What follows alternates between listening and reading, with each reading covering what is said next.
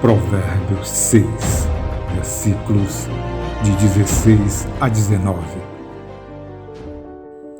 6 coisas o Senhor aborrece, e a 7ª a sua alma abomina: olhos altivos, língua mentirosa, mãos que derramam sangue inocente, coração que trama projetos iníquos, pés que se apressam a correr para o mal, testemunha falsa que profere mentiras e o que semeia contendas entre irmãos. Olhos altivos. A altivez é um sentimento externado por uma pessoa que se sente superior e melhor que as outras pessoas, agindo sempre com soberba, prepotência, arrogância, presunção, desprezando sempre as outras pessoas. É olhar alguém de cima para baixo e desdenhar dessa pessoa por uma razão qualquer. Deus não tolera esse tipo de pessoa com olhos altivos. Para nos proteger desse sentimento, o que temos que fazer é seguir os ensinamentos deixados por nosso Senhor e Salvador Jesus Cristo.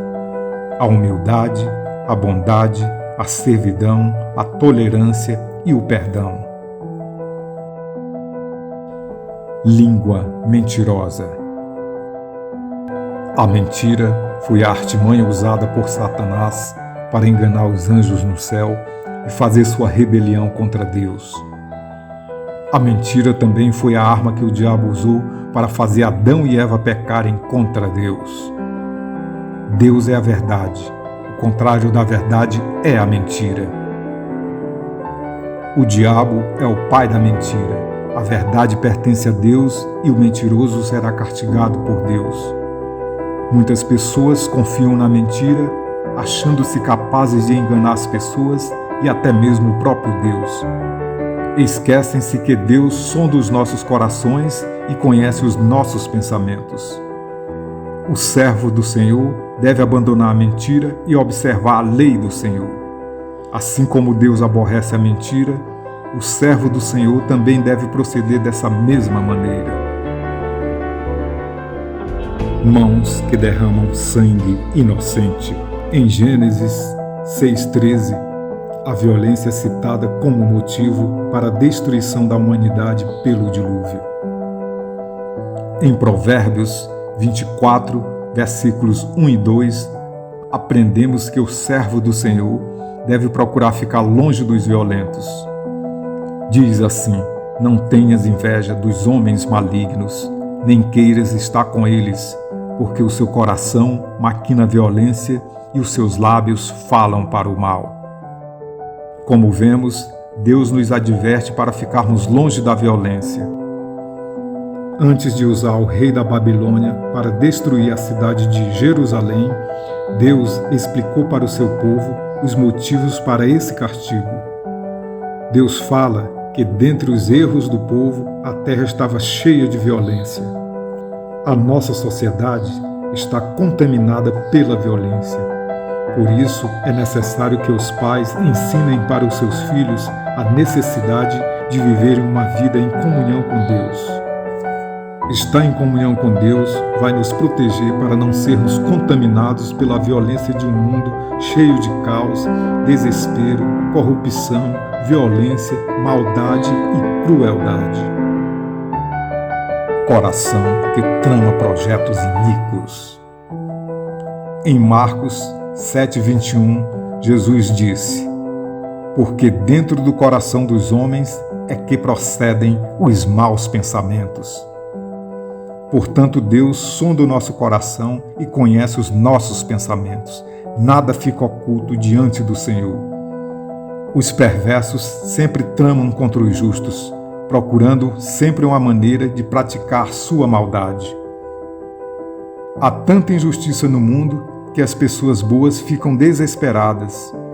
O Salmo 37:12 diz: trama o ímpio contra o justo, e contra ele range os dentes. Deus conhece o coração que trama projetos iníquos. Por isso, temos que pedir ao Senhor para nos dar um coração novo, que ama, que obedece à sua palavra. Assim, com um coração novo, nós podemos buscar a face do Senhor de todo o coração. e estarmos sempre na sua presença. Pés que se apressam a correr para o mal. Pés apressados em fazer o mal fala de pessoas que consideram a possibilidade de praticar a maldade a qualquer tempo.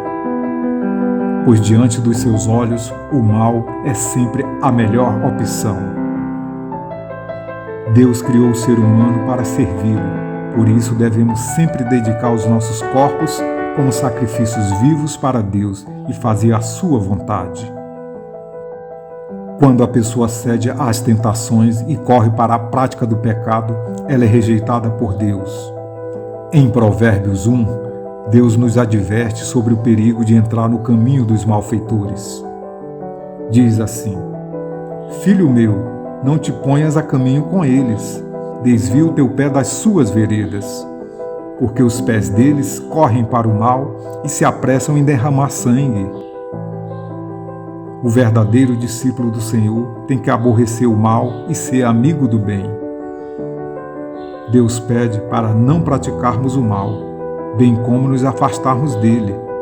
O exemplo que devemos seguir é o deixado pelo nosso Senhor e Salvador Jesus Cristo, que padeceu todo tipo de humilhação e injustiça, sem sequer pronunciar uma única palavra. Ele não reagiu com ira contra aqueles que feriam seu corpo. Testemunha falsa que profere mentiras.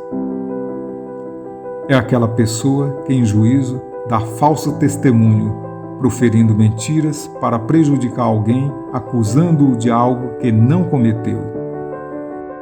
Quando Jesus foi julgado, foram contratadas falsas testemunhas para mentirem a seu respeito, acusando-o de erros que ele não cometeu. Por isso, Jesus ficou calado, pois o seu proceder falaria muito mais alto. Nessa lista de 7 coisas que Deus detesta, a mentira aparece 2 vezes: língua mentirosa e testemunha falsa que profere mentiras. Veja o quanto é grave o pecado da mentira. Deus é a verdade e a mentira não vem dele. Mentiras não são brincadeiras. O servo do Senhor tem que falar a verdade sempre e exclusivamente a verdade. E o que semeia contendas entre irmãos. Como servos do Senhor, devemos ser promotores da paz, pois bem-aventurados os pacificadores, porque serão chamados filhos de Deus.